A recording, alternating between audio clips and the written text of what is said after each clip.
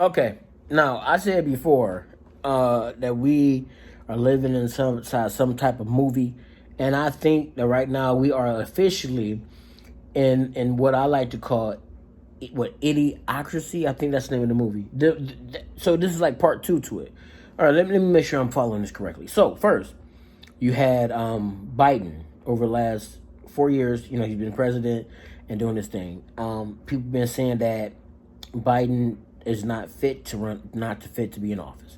Fast forward, Donald Trump is running on the Republican side, and he's been indicted, and he's in trouble, like in trouble, like trouble. Okay, so fast forward after that. Okay, so going into this, in one corner you got a man that's been indicted.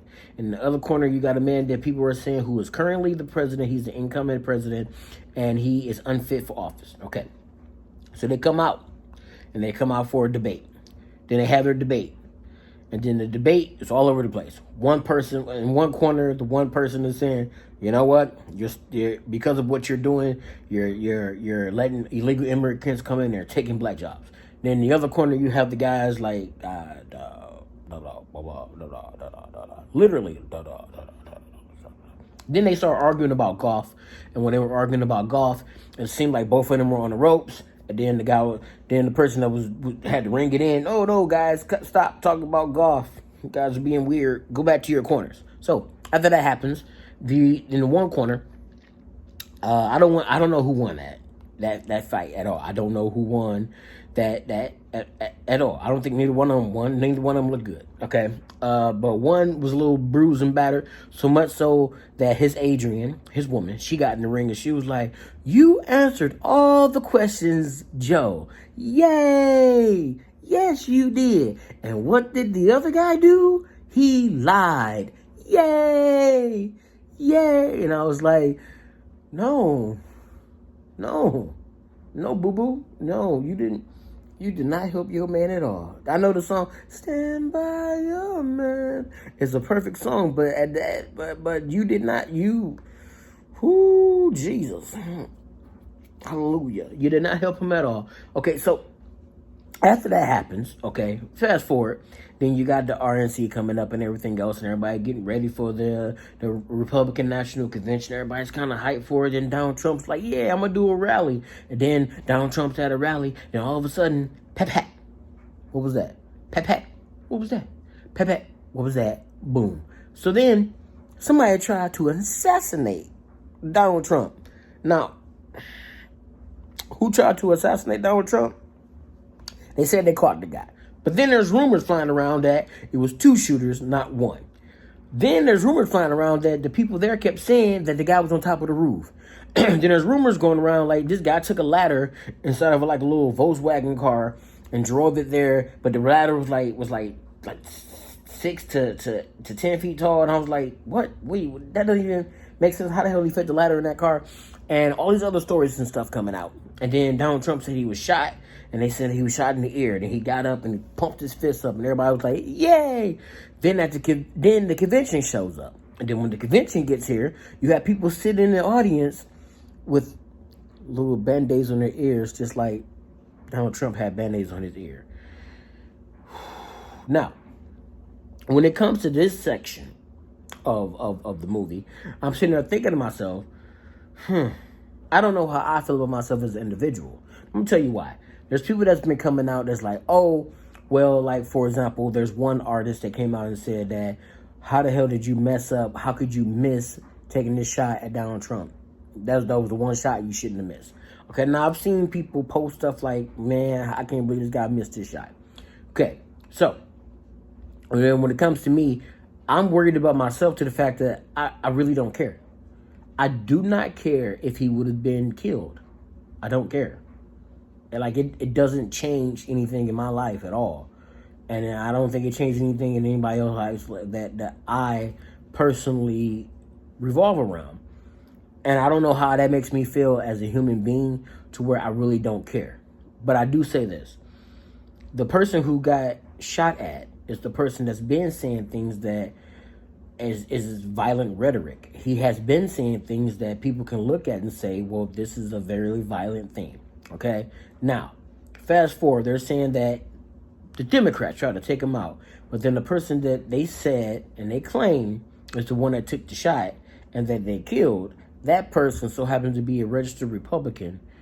And then he was holding a gun that Democrats were trying to ban anyway. Just seems kind of weird. So there's a bunch of chaos and craziness going on with that. But that's not even the end of the movie, player. It's not. It's not. That's not the end of the movie. Fast forward, they do the RNC, then you got Amber Rose, oh God, Hulk Hogan, Kid Rock, who was the other guy, the bald-headed dude,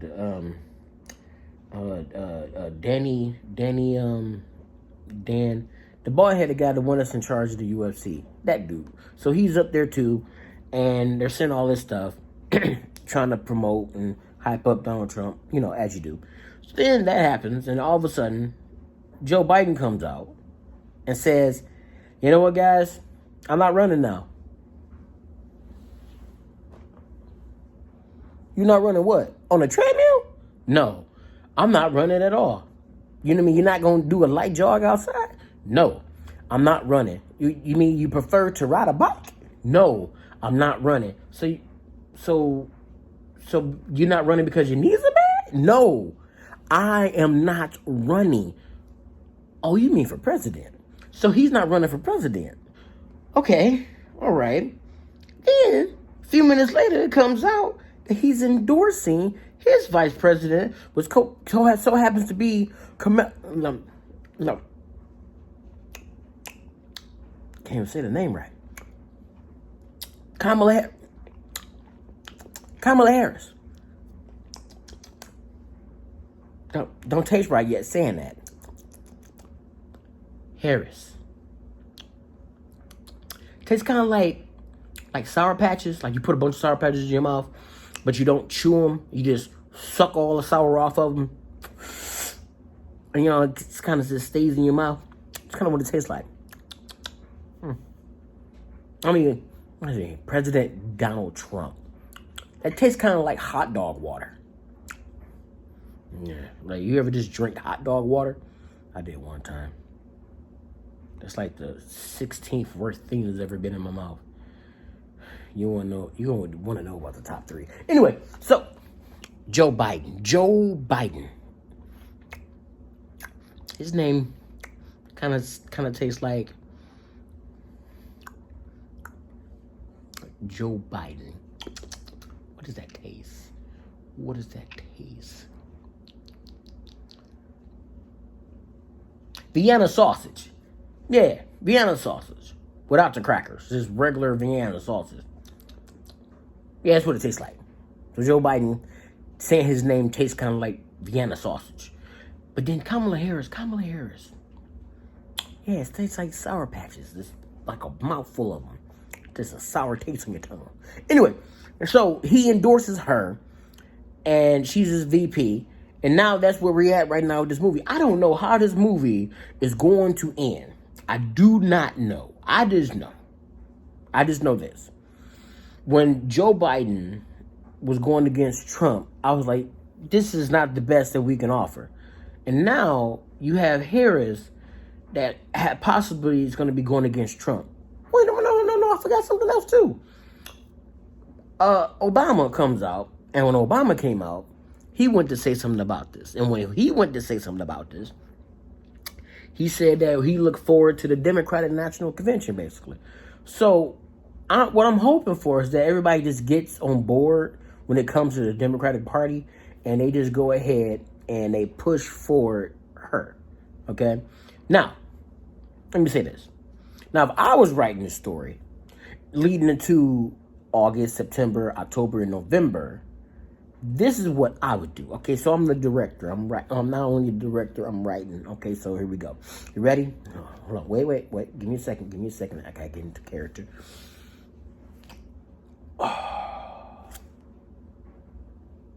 Scene. So, what I would do is, I would bring back out Michelle Obama, right? Let Harris run, right? I would let every single big heavy hitter, every big Bitch, raw, heavy hitter within the Democratic Party, have them all come out and get behind Kamala. Don't, if she stumbles, hold her up. Hold her up. Work her arms like a puppet. Hold her up. Okay? Then, after that, I will bring out another heavy hitter, another heavy hitter, my boy, the one and only. That's right. You know who I'm talking about. You know what I'm talking about. So first of all, I would have her go out, and I would have her go Harris. I would have Harris and Kamala. I would have Kamala go all the way out, and I would have her go to areas where predominantly you don't see a Democrat. When a Democrat comes out, you see people look and go, "The hell, are you lost?" But I would have her do small venues, not big venues. Do small venues.